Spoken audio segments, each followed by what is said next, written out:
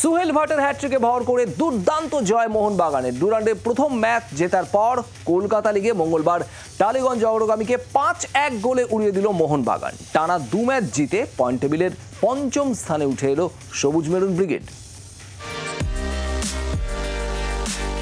সুহেল ভাটের হ্যাট্রিকের সৌজন্যে কলকাতা লিগে দুর্দান্ত জয় মোহনবাগান সুপার জায়ান্টের। মঙ্গলবার নৈহাটি স্টেডিয়ামে টালিগঞ্জ অগ্রগামীর বিরুদ্ধে খেলতে নেমে 5-1 গোলে জিতল সবুজ মেরুন ব্রিগেড। ম্যাচের প্রথমার্ধে বেশ কয়েকবার সুযোগ পেলেও গোলমুখ খুলতে পারেননি সবুজ মেরুন ফুটবলাররা। দ্বিতীয়ার্ধে টালিগঞ্জের আত্মঘাতী গোলে এগিয়ে যায় মোহনবাগান।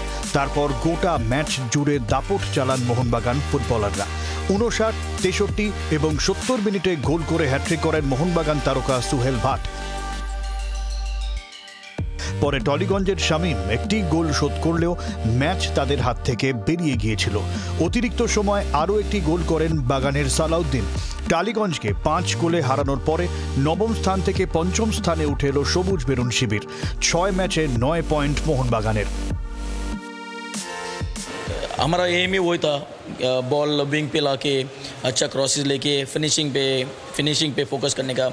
फर्स्ट हाफ में थोड़ा लैकिंग हुआ in terms of finishing, but second half में हम लोग अच्छा क्रिएट किया चांसेस और अच्छा गोल्स भी मिला हमको।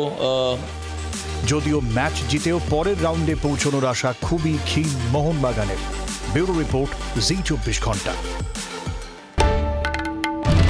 বাংলার আওয়াজ, বাঙালির আবেগ, জি 24 ঘন্টা।